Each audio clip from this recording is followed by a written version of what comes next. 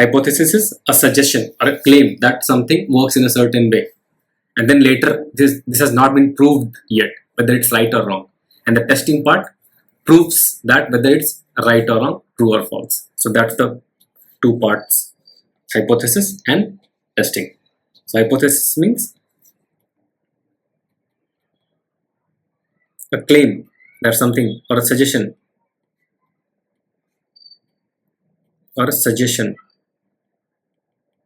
a proposal, something as a that is a possible explanation of something, possible explanation of something, but has not been validated, or has not been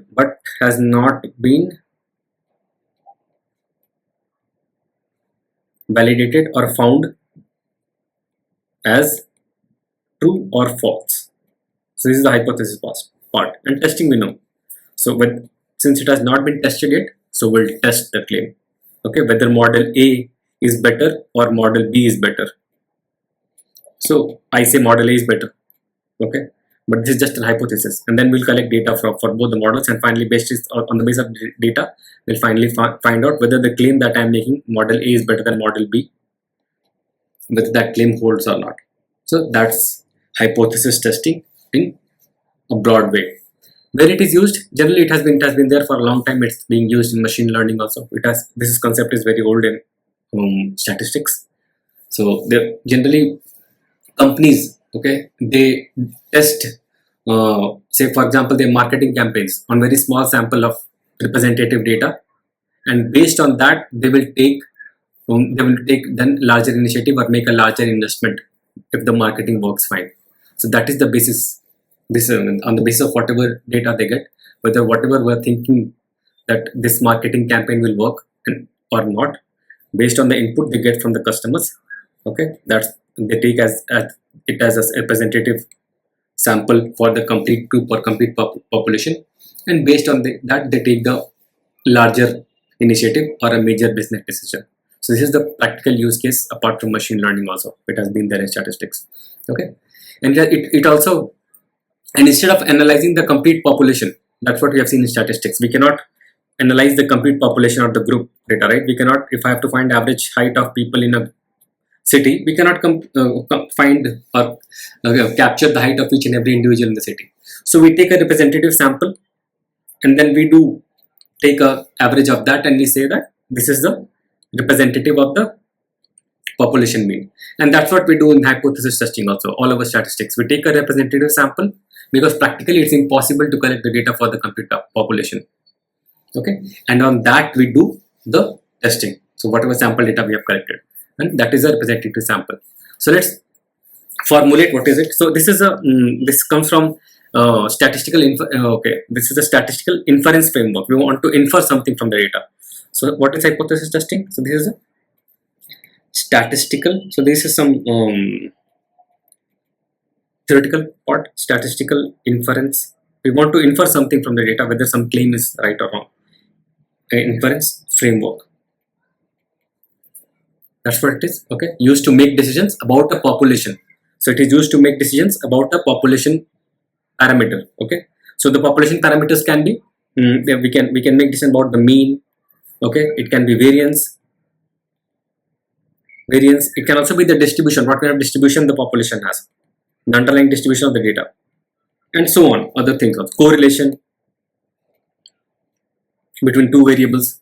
So this can be done on basis of the sample data. We can make conclusions about the population parameters. This can be population parameters,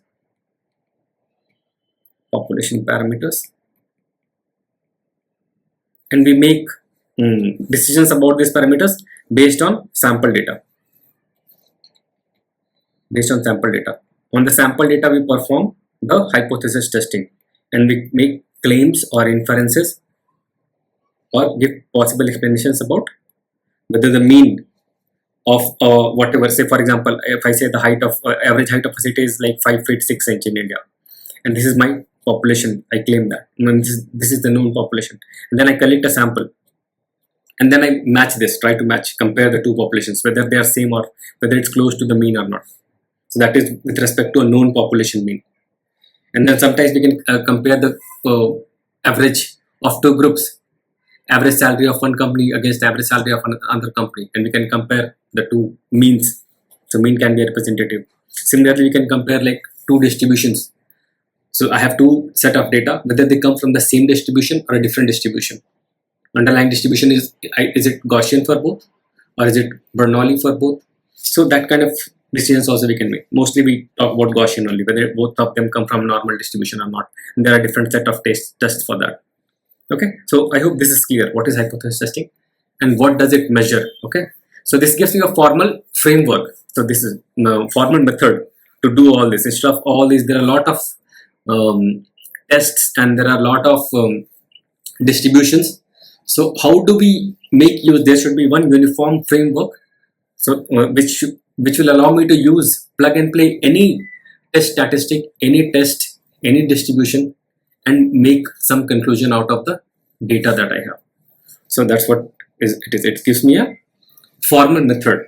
Okay, it gives me a formal method. It's a formal method. We formalize everything. Formal method to evaluate claims or competing claims. Okay, to evaluate competing two claims, competing like one is against each other. One person says that A is better or B is better. Okay, so there are some terminologies which will get used to whenever you talk about hypothesis testing, and those will form the base of it. So you should know these terms. So as soon as you talk about hypothesis testing, so we have first thing that comes is null hypothesis. Okay, these are the terms that you should know. Null hypothesis. This is represented as H0, 0 as a subscript. So what is null hypothesis? Null hypothesis is status quo.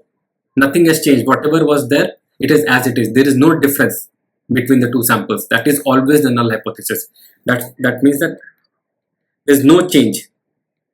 Status quo, no change, no difference between two means. So generally that is the null hypothesis, that nothing has changed. Both are same, everything is same. If I am comparing two things, it is same. Okay, nothing has changed or there is no difference. That's what is my null hypothesis. Null hypothesis means nothing has happened.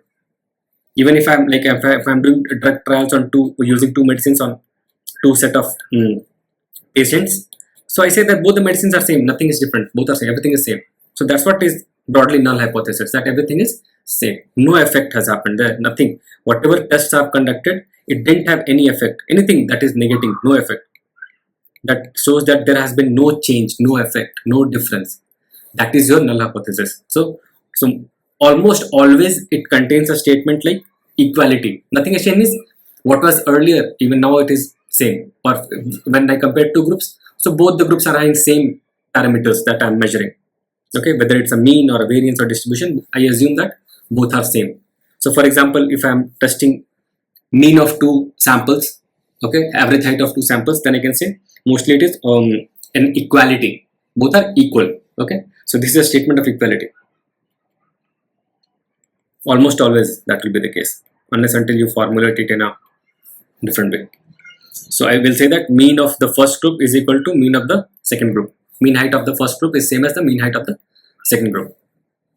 Two samples I have collected from two different samples. Okay, representative. That's your null hypothesis. I hope null hypothesis is clear. Then we have the alternate. So one is null, nothing has changed, and there's an alternate hypothesis, which is called as HA or H1.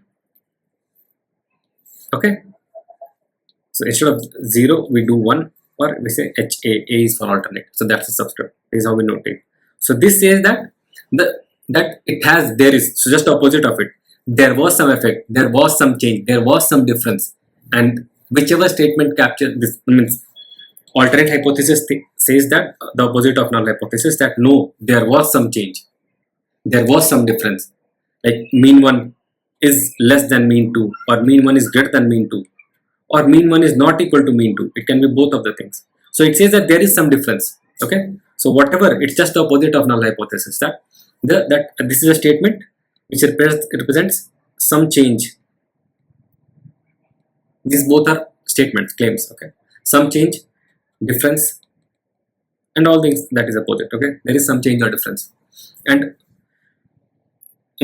this must be okay, and this will be true automatically. So either of these will be true. Generally, all the testing is done on null hypothesis only. Everything is done on null hypothesis, and the basis is like whether we accept or reject. If we accept the null hypothesis, means nothing has changed, and if we reject the null hypothesis, means the alternate hypothesis is true, means there is some change or there is some difference. So this is accepted, must be true. This will be true only if the null hypothesis is false. And all the tests are done on this only, simple, because it is easier to validate or test only one condition than simultaneously testing both conditions or two conditions. So we just focus on the null hypothesis, do everything on this. If it is true, no problem, nothing has changed. If it is false, then we automatically fall back and conclude that my alternate hypothesis is true. Okay, so what does it say? This must be true if null hypothesis H0 is rejected or it is false. Okay, and then generally it is not equal to or less than. So for example, what will be, as I mentioned here, statement of equality. Here it is not equal, that something has changed, so it will be it will be like, for example, my mean 1 is not equal to mean 2, is not equal to mean 2, or mean 1 is less than mean 2. Such kind of statements, there is some difference. Okay, I hope these terms are clear. Slowly we'll introduce more terms, and as and when they come, I'll explain you what that is. This is null hypothesis, this is alternate hypothesis, and let's move to the framework. Okay, so before that, let me discuss about what kind of, so you get acquainted what kind of tests we do. Okay, so there are some, I won't cover all the tests, but I'll give you some most common tests that we perform. So I'll just write types of hypothesis testing. Okay, so I'll write types of hypothesis testing that are most commonly used. Generally we compare. Okay, we'll start with the first one. The first type is when we compare means. Okay, we do test of means, whether the means of two sample is same or not. It is called test of means. Mean is the average. Okay, test of means. So either it can be a one sample t-test, one sample mean test. Okay, that it can be like one sample mean test, or a two sample mean test, or it will be paired. I'll tell you what all of them mean. One sample means I have one set of sample. Okay, and generally we compare it with against the known population mean. So if it is around the mean, right? So I have a sample and I compute a mean of that, and I have a known population mean. So I compare the sample mean to the known population mean. So that's where it is one sample. I have only one set of sample. That I have one set of sample, say average height of people from one standard 10th class, and I say that the average height is this much. I know that is the population, and whether the sample that I have collected is it representing the same value or not. So that will be why one sample mean test. Okay, so that is compare sample mean to population mean. New. Okay, so that is one sample. Two samples means when we have two groups and we want to compare two groups using their mean, then we use two sample mean test. So that is like x1 bar, I compare x1 bar if there are two groups to x2 bar. Both the sample means will be compared. Okay, and the paired is generally before and after of the same sample. If something has happened, and then what is the mean after that and before that. So when before and after change we have to measure, then we go for paired test. This is not so common, I won't discuss further also, but I have just mentioned it so that you know that this exists. And whatever I'm discussing, this is not exhaustive, there are only more kinds of tests that are, but these are most common, so that you should know. When you hear of it, you should know that you have heard of it. Okay, so paired test is like compare means when data is paired. For example, before versus after test. Okay, so this is before versus after of the same, before versus after mean. Okay, so mostly even when I discuss about z test and t test further, so I will only focus on 1 and 2 sample tests. I won't discuss the paired test, but you should know this is there. So these are the test of means. So all the central tendencies or everything whatever we have discussed in the last video, right? So the central tendencies or the variance and the distribution, everything can be compared. So the next one is like we can test of medians. So if we have mean, we can test the medians also. We can test the medians similarly. So there are a lot of tests. So within this test of sample mean, most popular here are, we take t test, z test. Okay, I'll discuss about that in detail in separate videos, but t test and z test is there. Then we have test of medians. This is simple. I won't. You should know that there are a lot of there are moods median test. Then there is Wilcoxon also. Wilcoxon signed rank test. So just know this. There is sign test also. Just know about this. So most common is moods median test. Okay, but I won't discuss about this. Just know that. Then we have test of variances. When we compare variance. Then we have test of variances. Variance, you know, right? So we have generally chi-square test. This we will discuss at length in a separate video.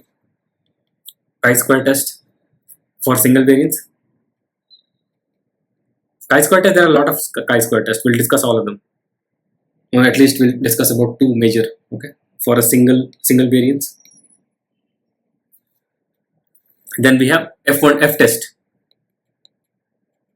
F test. This is also common distribution. F test. We compare 2 variances. 2 variances. Then we have tests of distribution or goodness of fit. Then we have test of distribution, or commonly we said goodness of fit. Whether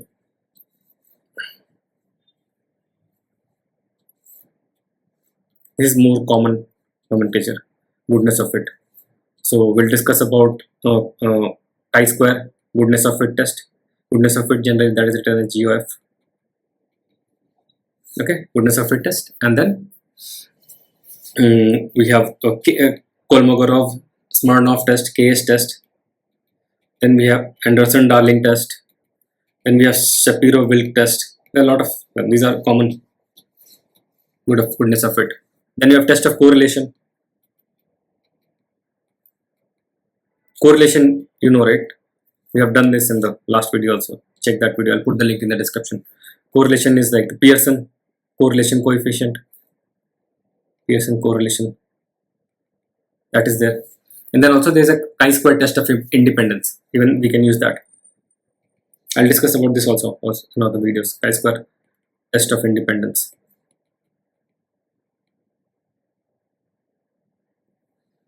Okay, so these are the broad, more important ones which we'll discuss, and then there are regression related tests, etc. So I'll not go into them, but broadly these are the ones which are most frequently used, and there are more depending upon your use case. You can just go and search them online and you will get it.